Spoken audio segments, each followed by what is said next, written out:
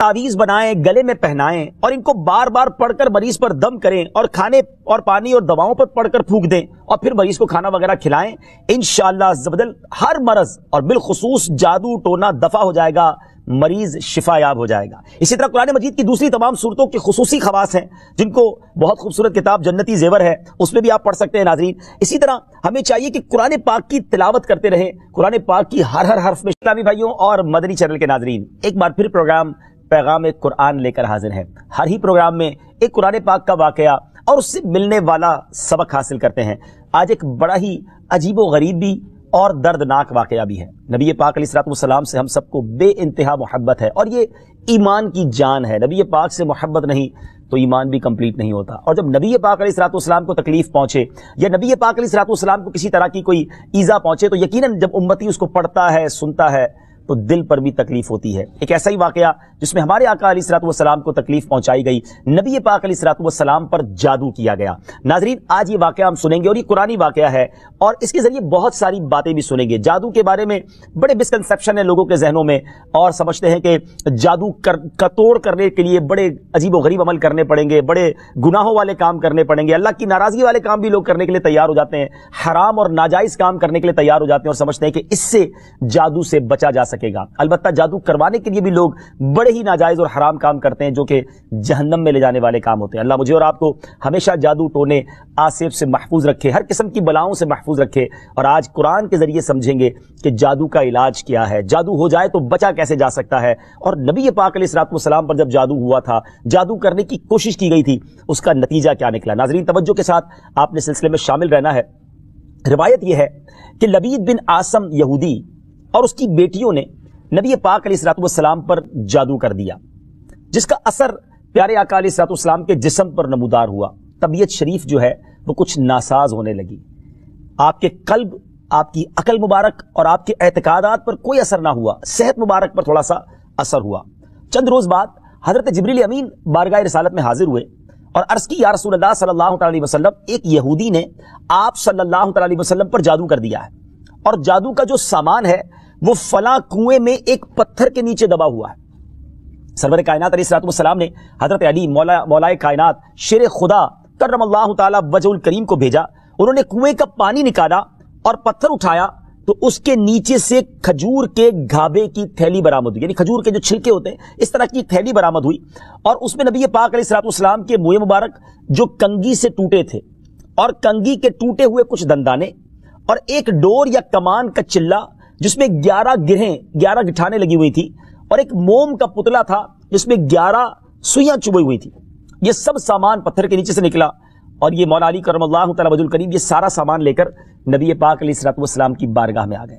इसके बाद सुभान अल्लाह, अब इसका तोड़ कैसे आया, इसका इलाज कैसे हुआ, इसका हल क्या निकला।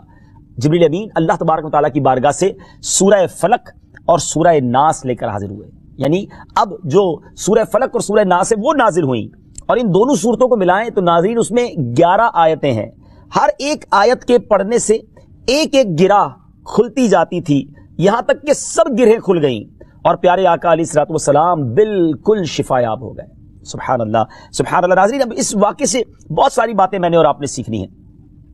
पहली बात यह है कि ये बुखारी शरीफ में है कि प्यारे आका अलैहिस्सलाम जब बिस्तर शरीफ पर तशरीफ लाते तो अपने दोनों हाथों पर दम करते और अपने सर से पांव तक पूरे जिस्म पर अपने हाथों को फिराया करते, जहां तक दस्ते मुबारक पहुंच सकते ये अमल 3 मरतबा फरमाते। यानी नबी पाक अलैहिस्सलाम इन दोनों सूरतों का अपने ऊपर भी दम किया करते। और एक और जगह पर भी यह है, हदीस आयशा रदियल्लाहु ताला अन्हा में है कि जब नबी पाक अलैहिस्सलाम के घर वालों में से कोई बीमार होता तो आप अलैहिस्सलाम इन दोनों सूरतों को पढ़कर उस पर दम फरमाया करते थे। तो ये नबी पाक के मामूल में था। तो आज अगर हम में भी कोई बीमार हो जाए, फैमिली में कोई बीमार हो जाए, अपने आप को इन आफतों से बचाना चाहते हैं तो अव्वल आखिर 3-3 बार दुरूद पाक पढ़ें, सूरह फलक और सूरह नास की तिलावत करें, अपने हाथों पर दम करके अपने जिस्म पर फेर लें, किसी मरीज पर दम कर दें, इंशाअल्लाह इसकी बरकत मिलेगी। यहां एक और मसला भी सीखने को मिलेगा कि तावीज़ात और अमलियात में जिसमें कोई लफ्ज कुफ्र और शिर्क का ना हो वो जायज है। इसी तरह गंडे बनाना और इन पर गरहें लगाकर आयात कुरान और अस्माए इलाहिया पढ़कर फूंक मारना भी جائز ہے. یعنی تعویذات اگر شرک سے پاک ہیں، اگر کفریہ کلمات سے پاک ہیں تو وہ کرنے میں کوئی حرج نہیں، وظائف کرنے میں کوئی حرج نہیں. یہ قرآن و حدیث سے ثابت ہے اور آپ نے یہ سنا. ناظرین سیکھنے کو کیا مل رہا ہے؟ خلاصہ یہ ہوا کہ سورہ فلق یعنی قل اعوذ برب الفلق اور قل اعوذ برب الناس، یہ دونوں صورتیں جن اور شیاطین، نظر بد اور آسیب اور تمام امراض خصوصاً جادو ٹونے کا مجرب علاج ہیں. ان کو لکھ کر تعویذ بنائیں، گلے میں پہنائیں اور ان کو بار بار پڑھ کر مریض پر دم کریں اور کھانے اور پانی اور دواؤں پر پڑھ کر پھونک دیں اور پھر مریض کو کھانا وغیرہ کھلائیں.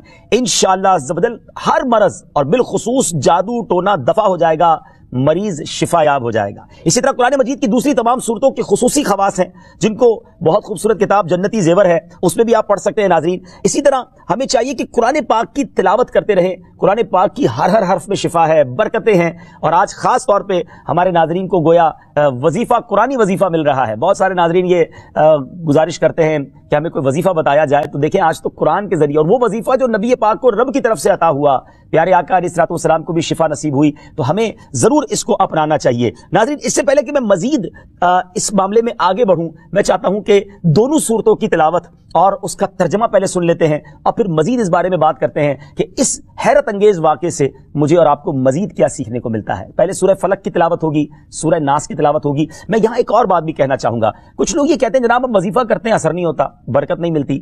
پہلے یہ چیک کر لیں کہ آپ کے مخارج ٹھیک ہیں، آپ تلاوت صحیح مخارج کے ساتھ کرتے ہیں. تو اب جو تلاوت آپ سنیں گے نا تو اس میں یہ بھی چیک کر لیں کہ آپ کیا اسی طرح کے تلفظ کے ساتھ پڑھتے ہیں، اور اگر مسٹیک کر رہے ہیں تو قرآن پاک صحیح طریقے سے پڑھیے، پھر دیکھیے اس کی کیسی برکتیں ملتی ہیں. آئیے سورہ فلق اور سورہ ناس کی تلاوت اور اس کا ترجمہ. قل اعوذ برب الفلق من شر ما خلق ومن شر غاسق اذا وقب ومن شر النفاثات في العقد ومن شر حاسد اذا حسد. تم فرماؤ میں اس کی پناہ لیتا ہوں جو صبح کا پیدا کرنے والا ہے، اس کی سب مخلوق کے شر سے، اور اندھیری ڈالنے والے کے شر سے جب وہ ڈوبے، اور ان عورتوں کے شر سے جو گروہ میں پھونکتی ہیں، اور حسد والے کے شر سے جب وہ مجھ سے جلے. قل اعوذ برب الناس ملک الناس الہ الناس من شر الوسواس الخناس الذي يوسوس في صدور الناس من الجنة والناس. تم کہو میں اس کی پناہ میں آیا جو سب لوگوں کا رب، سب لوگوں کا بادشاہ، سب لوگوں کا خدا، اس کے شر سے جو دل میں برے خطرے ڈالے اور دبک رہے، وہ جو لوگوں کے دلوں میں وسوسے ڈالتے ہیں، جن اور آدمی. ناظرین سورہ فلق اور سورہ ناس کے بے شمار فضائل و برکات ہیں. ایک اور حدیث پاک سنیے. حضرت عبداللہ بن خبیب رضی اللہ تعالیٰ عنہ فرماتے ہیں کہ ہم پر ہلکی بارش ہوئی اور اس وقت اندھیرا چھایا ہوا تھا، اور ہم پیارے آقا علیہ الصلوۃ والسلام کا انتظار کر رہے تھے کہ وہ آ کر ہمیں نماز پڑھائیں.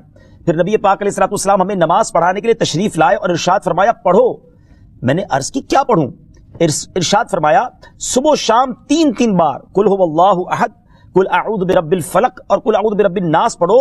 ان کی تلاوت کرنا تمہیں ہر بری چیز سے بچائے گا. چلیں ایک اور وظیفہ مل گیا، سورہ اخلاص کو بھی شامل کر لیں. تو صبح و شام پڑھیں تو انشاءاللہ بری آفتوں سے، مصیبتوں سے، جادو ٹونے سے، آسیب سے، ان طرح کی بلاؤں سے انشاءاللہ محفوظ رہیں گے. ناظرین یہاں کچھ مسائل بھی سیکھ لیتے ہیں. حضرت اسماء بنت امیس رضی اللہ تعالیٰ عنہ نے عرض کی یا رسول اللہ صلی اللہ تعالیٰ علیہ وسلم، جعفر کے بچوں کو جلد نظر ہوتی ہے، کیا مجھے اجازت ہے کہ ان کے لیے عمل کروں؟ نبی پاک علیہ الصلوۃ والسلام نے اجازت عطا فرمائی. تو سیکھنے کو یہ ملا کہ تعویذ اور عملیات جن میں کفر و شرک نہ ہو، کوئی کلمہ ناجائز نہ ہو، تو اس میں جو ہے وہ تعویذ کرنا، عمل کرنا جائز ہے، اور خاص کر وہ عمل جو آیات قرآنیہ سے کیے جائیں یا احادیث میں وارد ہوئے ہوں. اسی طرح چند مسائل بھی سیکھنے کو ملے. یہ دونوں صورتیں جو ہیں ان کے شان نزول سے ہمیں معلومات کیا ملتی ہیں. نمبر 1، جادو اور اس کی تاثیر حق ہے. کچھ لوگ جادو کا انکار کر دیتے ہیں، یہ درست نہیں ہے. جادو اور اس کی تاثیر حق ہے کیونکہ قرآن میں اس کا ذکر ہے، اور نبی پاک علیہ الصلوۃ والسلام پر بھی آپ کی صحت مبارک پر اس کا اثر ہوا. نمبر 2، نبی کے جسم پر جادو کا اثر ہو سکتا ہے، جیسے تلوار، تیر اور نیزے کا بھی اثر ہوتا ہے. یہ شان نبوت کے خلاف نہیں ہے. ہاں ایسا اثر نہیں ہو سکتا کہ جس سے نبوت کے متعلقہ امور میں خلل آ جائے. حضرت موسیٰ علیہ السلام کے مقابلے میں جادوگر بالآخر اس لیے فیل ہوئے کیونکہ وہاں جادو سے معجزے کا مقابلہ تھا، ورنہ حضرت موسیٰ علیہ السلام کے خیال پر بھی اس جادو نے اثر کیا کہ ان کو خیال ہوا کہ یہ لاٹھیاں رسیاں چل رہی ہیں. نبی کریم علیہ السلام کے خیال پر بھی اسی طرح یہی اثر ہوا تھا. نمبر 3، جادو کو دور کرنے میں سورہ فلق اور سورہ ناس کو خصوصی تاثیر حاصل ہے. نمبر 4، جادو ٹونے اور عملیات اور اثرات اور بیماریوں کو ختم کرنے کے لیے قرآن پاک کی صورتوں اور آیتوں کو استعمال کیا جا سکتا ہے، اور بخاری شریف میں سورہ فاتحہ کو اس مقصد کے لیے استعمال کرنے کا بیان موجود ہے. تو سورہ فاتحہ کو سورہ شفا بھی کہا جاتا ہے، تو یہ بھی شفا کے لیے بڑا مجرب اور بڑا پیارا وظیفہ ہے. ناظرین، یہ چند باتیں تو ہم نے اس واقعے کے متعلق سیکھی، سورہ فلق اور سورہ ناس کے کچھ فضائل بھی سنے. میں یہاں ایک اور بات بھی کرنا چاہتا ہوں کہ آج کل پرابلم یہ ہو گیا ہے کہ اتنے عاملین آ گئے ہیں، اتنے عمل کرنے والے لوگ آ گئے ہیں، اتنے بورڈ ہمارے شہروں اور وطن میں لگ جاتے ہیں کہ ایسا لگتا ہے ہر دوسرے آدمی پہ جن ہے یا اس پہ جادو ہو گیا ہے. خدارا جھوٹے عاملین سے اپنے آپ کو بچائیے. اگر جینے کی تمنا ہے تو کچھ پہچان پیدا کر.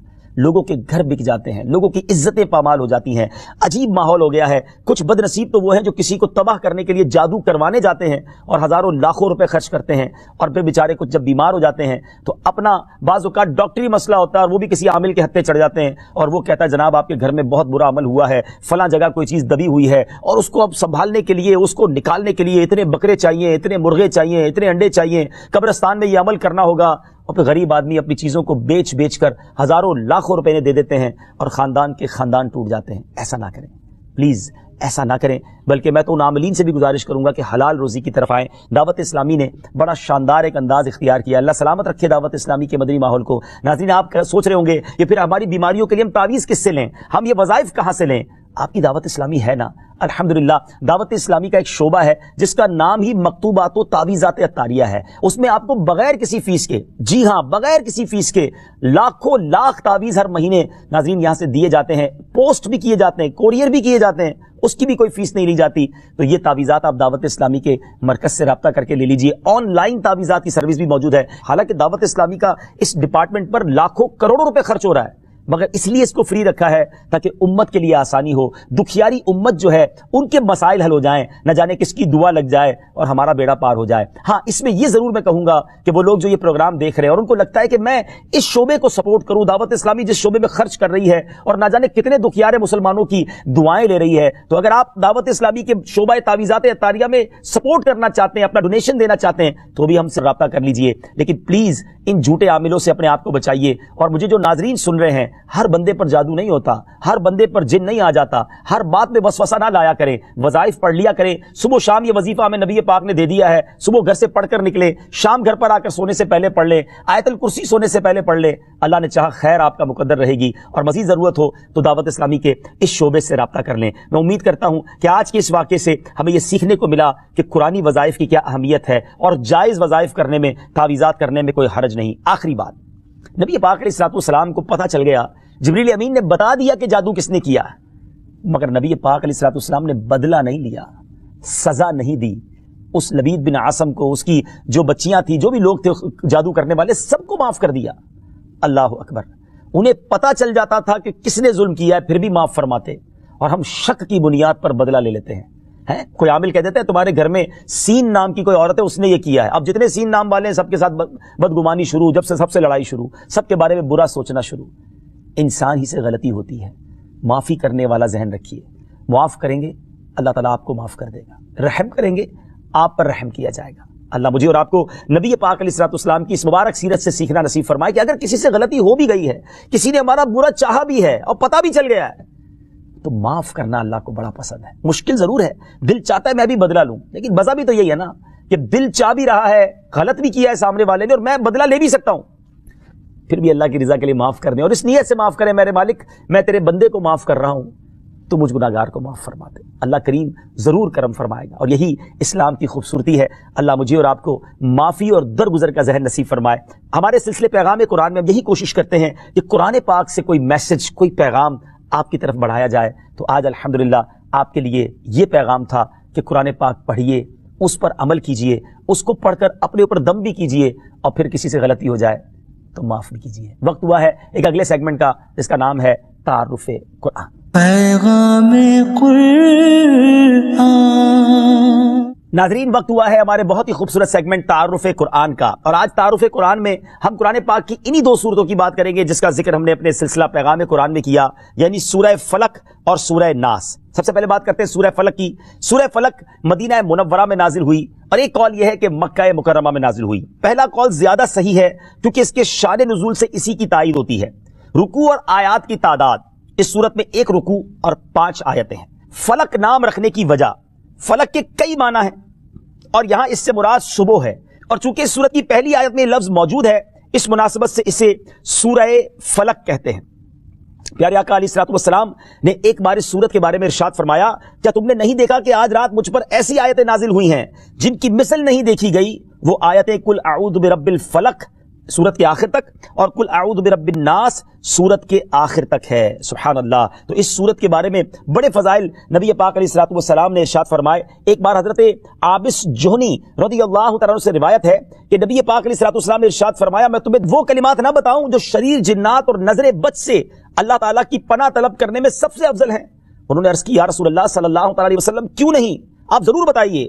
ارشاد فرمایا، وہ کلمات یہ دونوں صورتیں ہیں، قل اعوذ برب الفلق اور قل اعوذ برب الناس۔ سبحان اللہ، سبحان اللہ۔ اب آئیے سورہ ناس کے بارے میں کچھ سن لیتے ہیں، اس کی فضیلت بھی جان لیتے ہیں۔ سورہ ناس جو ہے ناظرین، یہ قرآن پاک کی ترتیب کے لحاظ سے سب سے آخری سورت ہے۔